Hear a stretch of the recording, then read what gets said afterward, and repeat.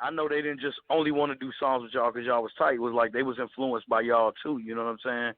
So it's like, man, 3-6 doing some songs with Top Authority. I mean, Dayton Family, and then Top Authority and them got their shit. Like, y'all was putting on for the Midwest when a lot of motherfuckers wasn't getting no shine from the Midwest.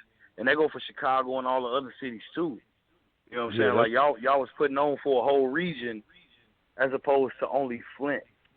You know what I'm saying? Yes. Yep, you're right, man. It was just all about, and it's still all about the machine that you have behind you. So it's just basically all about getting the music to the people. The difference of back then, you was asking me why you think somebody, think these young cats may be slipping on us, because it's like, also, music is different. We had a machine. You had the machine behind us. We had Relativity Records, man, and when it came to gangster music, man, they just knew what to do, man. They had Eazy-E over there. They had Thuggish Ruggish Bone over there. They had Fat Joe. They had 8 Ball them. They had us, and they just knew how to promote, man. So when we came behind Eazy-E, like I say, when you talking about fuck the police and all that type of music, we come right back talking the same type shit, because like I say, NWA and groups like Scarface and Ghetto Boys, all them influenced us. So we came right back on that type of shit. Fuck the FBI. But what made us do fuck the FBI is my cat Backstabber in the group.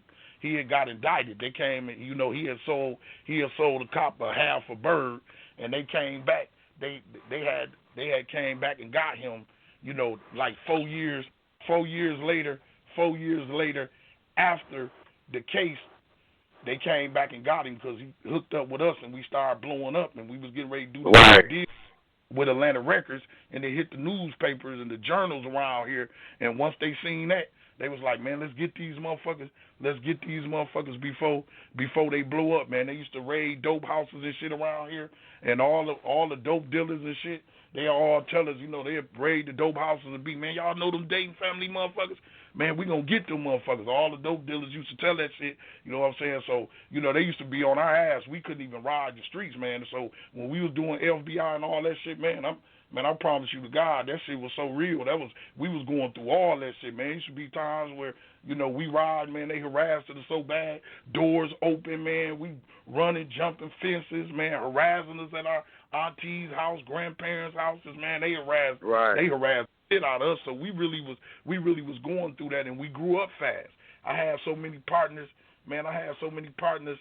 Tootin' Kane and all that shit. Like when Jeezy came talking about dope and all that. Like, man, my partner Jake the Flake, he used to always have a saying, 36 is what I'm copping. Jake the Flake was our Jeezy. He was our Jeezy. You know what I'm saying? So a lot of stuff, man, we had heard that type of shit so long ago, man. We were so fast and so ahead of the game back then, man, way before so many niggas was even talking about that shit. We was really living that shit. For real, we was going through that shit. So when we did FBI, man, that's why that shit was so hot feeling. That's why it was so hot feeling, man. We was really going through that shit, man. For real, man. They took my nigga Backstabber, man, and Backstabber was the head of everything. He was our Eazy-E. He was our baby. He was our Master P. He was, you know what I'm saying? That's what it was. He was before all them, though. He was before. I mean, I ain't gonna say before Eazy, but a lot of people, a lot of the Master P's and babies you see, you know what I'm saying? Yeah, he was already on that level. You know what I'm saying? Like, he was that Midwest. Y'all had already advanced. Yeah, he was like, him and James Smith. Y'all was like the Midwest. You know what I'm saying? Eazy-E's pretty much. Yeah, exactly. Pretty much like a Jay Prince. You know what I'm saying? Y'all holding y'all shit down. Yeah, exactly. So, he was holding the streets down. Our squad, we was talking that Dayton Family, Dope Dayton Ave. Dope Dayton Ave is the street, man. And Flint, man, one of the pump in the street. Has been so much money made on that motherfucking street. But when they indict my boy them, when they indicted Backstabber, they took the whole crew down, man. They shut the whole block down. But when we was talking that shit, man, we was going through that shit, man. We had so many Birdmen in the clique, and I'm just telling you the truth. Like, I'm telling you the truth. Right. This was the money. this was the money days. It was like when me and Bootleg, we were just some young rappers. We were just some young rappers that was the hottest motherfuckers in Flint. But, you know, my nigga Backstabber, when he heard us, he instantly just invested and just chopped his game. Like, man, I'm out the game. I'm finna invest in these motherfuckers. And right, he believed in y'all and shit. Yeah, and all because he was the main nigga on Dayton Street. Backstabber was the nigga that had Dayton Street pumping. He was the main nigga pumping. So when he heard some rappers talking that Dayton shit, and he the main dog on there, he like, bam, I'm finna get out the game. So all the other right. Look, all the other niggas thought he was tripping. No, I swear to God, all the other niggas thought he was tripping, man. They was like, man, you getting ready to invest in these rappers? He seen something so big, they was like, man, you tripping.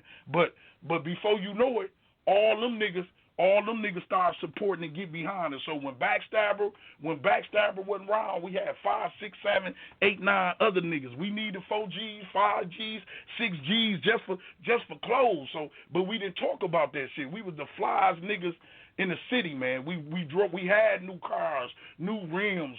While we was talking all that ghetto shit, we had the best clothes. So we was living like how Baby and all them living that blew up. We was doing that even before we got deals. But we were so from the gutter, we wasn't talking about that shit. You will see us, and you will see us pulling up in brand new cars, the freshest gear. We didn't even have to. We were so popular. We were so popular around here. I'm talking about, man. This even before any deals came.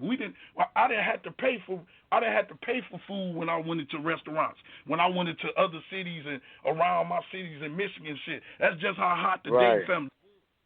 We was just that hot, man. We was showing y'all some love and shit. Yeah, they was showing love, man. They was showing love, man. How was it for you? You know what I'm saying, to hold it down pretty much for FBI when Bootleg was down, Backstabber was down, because at the same time that you guys are getting this success, you just been on the Master P's Down South Hustlers, you're also getting fucked with by the feds. How was it to deal with both of those emotions at once? It had me fucked up, man, because I'm telling you, you got to realize, when I got with Bootleg and Backstabber, when we got with them niggas, see, Backstabber and the Dayton niggas, they was already fly. They was fly. Me and Boot was little niggas we was little niggas in the hood that was hurting. We was hurting, just some raw niggas. These niggas Mac them, they was wearing Gators and Mark Buchanan's, all these niggas was hanging out in the club. I was just I was 14 years old going to school. I was going to school, man. When I met Backstabber, man, I was so fucked up. You gotta realize my life, I was just a rapper. I wasn't doing all that shit, the club life. I had never knew nothing about the club life. I was just a raw motherfucker. So when I got with Backstabber and he started taking us to the clubs and all that type of shit and just started, I went from just a ghetto nigga, like starving. I'm talking about literally starving, father, just a nigga that had skill rapping and just a ghetto nigga I didn't have no scratch. I was a young nigga. You know what I'm saying? I was a young nigga on my own. My boy Backstabber showed me love, man. I didn't know nothing about that. When I got with Back, all of a sudden, man, Back started spending he'll spend $4,000. We'll go to the mall, man. He'll spend, this shit never happened to me, man. I didn't know nothing about this type of life. He'll spend $4,000 a piece on me and Boot. I'm coming to the crib, you know, my grandparents and all them like, boy, where you getting all them clothes and shit? Right. Where you get all this shit from? Yeah, I go to the mall. I'm coming back with, not only have I never had a pair of Jordans, shit, I go to the mall, I'm getting every color pair of Jordans, not just me, all of us. So you know, my grandparents and people, you know, they was like, boy, where you getting all these clothes and shit at, man? I had so many clothes and shit, man, I couldn't even, that shit was all on my dressers and beds and shit.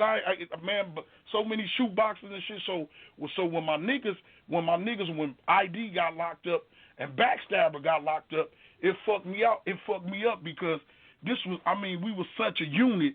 We were such a unit and so strong together. And he was the first niggas I ever done shit with. Man, that hurt me so bad. I was out here like, damn. Can I do this shit? I was out here at first like, can I do this shit? You know what I'm saying? But I ain't had no other choice. I ain't even want to do solo or go solo or nothing like that. I loved my niggas so much. It was like when they got locked up, It was like a mama or a daddy leaving their baby that was 3 years old. That's just how close we was. Our love was like that. You really didn't know which way to go. You know what I'm saying? Like, yeah, I didn't know which way to go. I never had a record deal before or nothing, so I didn't know what to, it was pressure and shit. I was only 14, 15, 16. I was young. But once I started doing it, I realized I ain't had no other choice but to do it, and I just cut the real and just spit out that real shit. I knew my boys be getting out one day, you know what I'm saying? So however big we was, man, I just want the world to know anything they ever heard of the Dayton family or any success was all with us being locked down, being locked up. Every time we did shit, we didn't do no tours. We went through FBI and What's on My Mind and all that shit. We didn't do no tours, and we was on a perfect record label. We didn't have to look. We didn't have to go search for no tours. Thuggish Ruggish Bone was like the #1 rap group in the world. They was the hottest shit. They came with that Thuggish Ruggish Bone. We was on the same label. 8 Ball them was one of the hottest groups at that time. So all we had to do was hit the road with our label mates. We didn't have to go. I'm about to say, even with 3-6, they was popping off on their shit at the same time. Relativity had a nice little stable, man. For real, y'all had a nice little roster. Yeah, we had a nice.